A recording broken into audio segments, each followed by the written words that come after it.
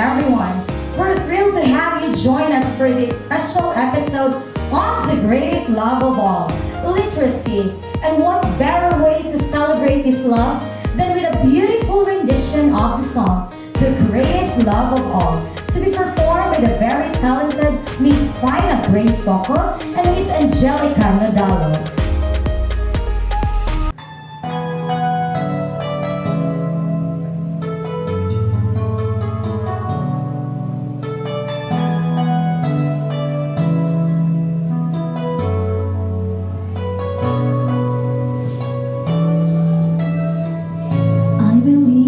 Children are our future.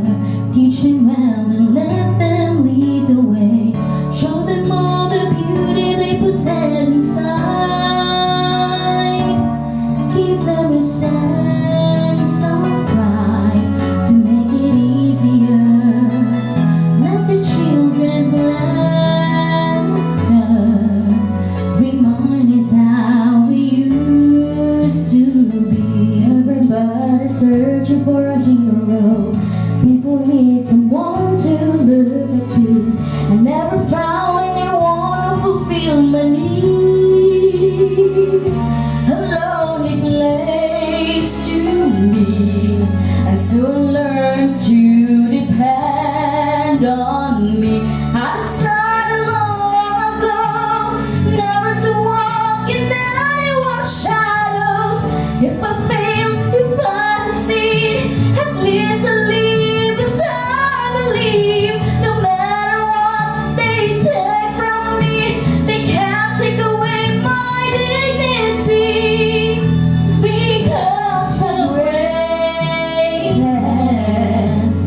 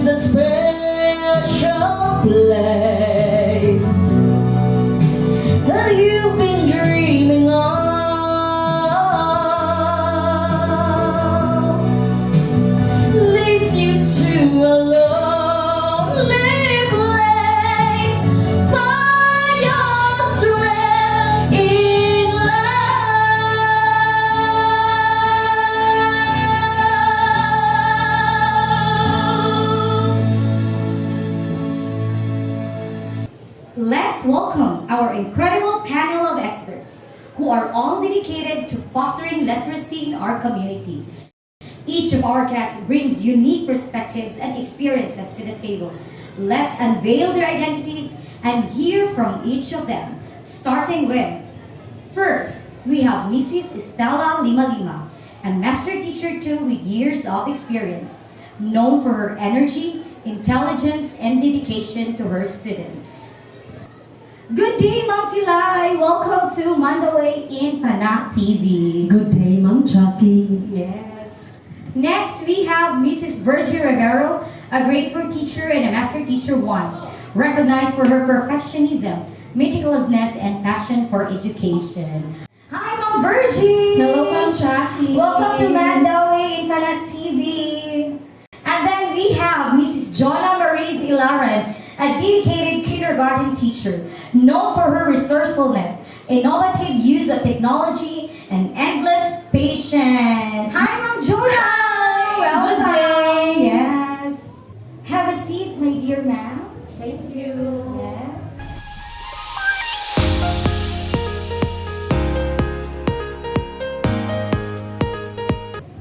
Welcome back to Mandaway.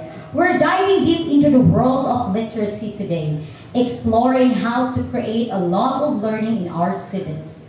Let's begin with the importance of assessing learner readiness. Ma'am Limalima, you have decades of experience. What are your thoughts on this crucial first step? Assessing learner readiness is absolutely essential. It's like building a house. If you do not have a strong foundation, the whole structure can crumble. We need to understand where our learners are, their strengths and weaknesses, and their prior knowledge. Once identified, only then we can tailor our instruction to meet their individual needs. That's a great point, Ma'am Limalima. And how about assessing your learners inside the classroom?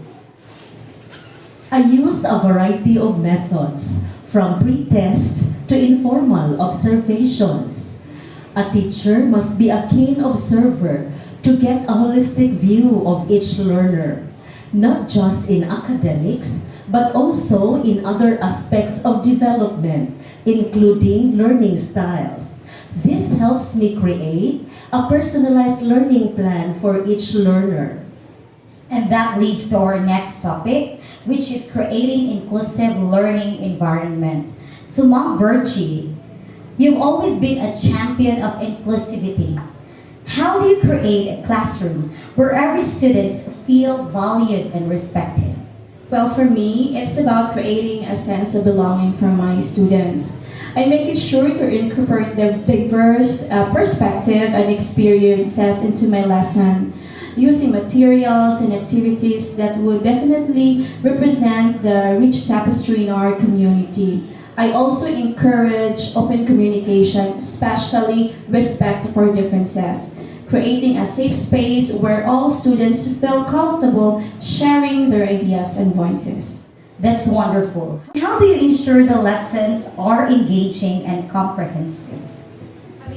In more than a decade of teaching, I use a variety of teaching methods, from hands-on activities to interactive technology-based learning. I also make sure to differentiate my instructions so that I can provide different levels of support and challenge to each student. I believe that learning should be fun and engaging, and that every learner deserves an opportunity to succeed.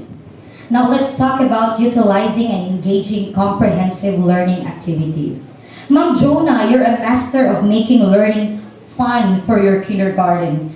What are some of your favorite activities? Well, in kindergarten, play is the most powerful tool in my classroom. It is how children learn best, through exploration, creativity, and social interaction.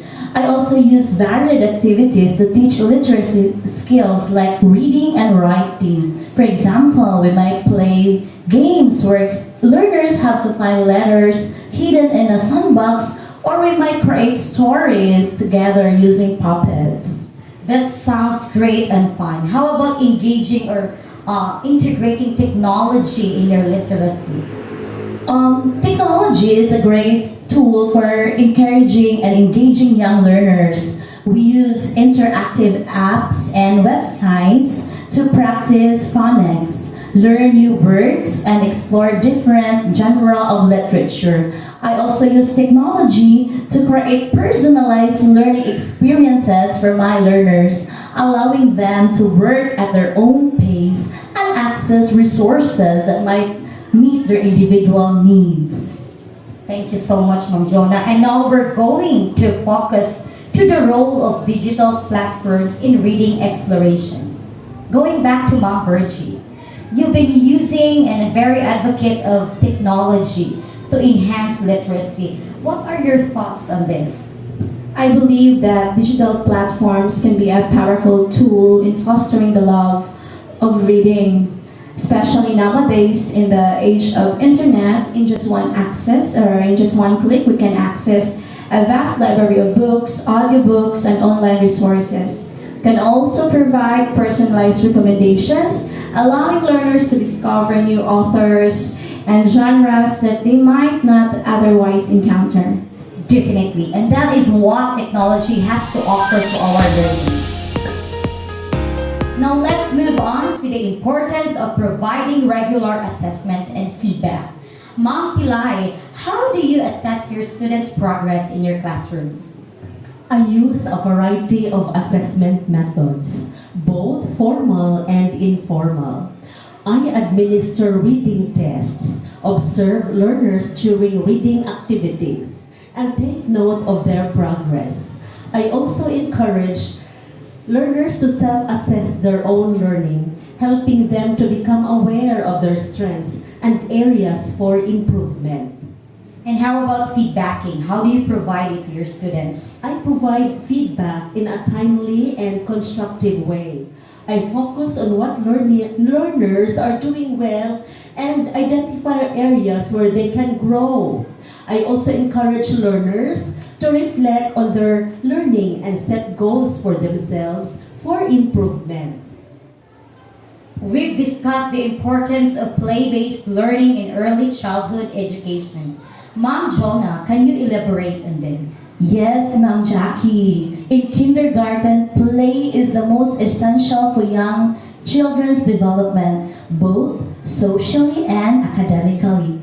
Through play, children learn to communicate, problem solve, and develop their imagination. It is also a natural way for them to learn literacy skills like reading and writing.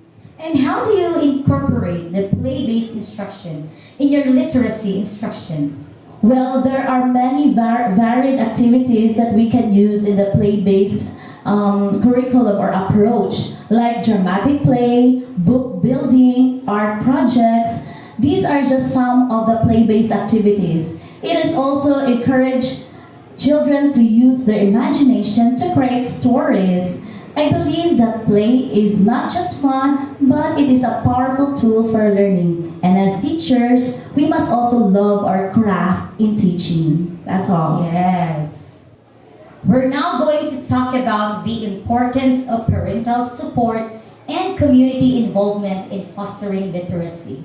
Ma'am Virgie, what role can parents play in their children's literacy development? Yes, Ma'am Jackie, this is very vital because as we all know that parents, the first and the most important teacher in a child's life, they can create a love of reading by reading to their children, talking to them about books, and simply providing them opportunities for them to explore the world of literature.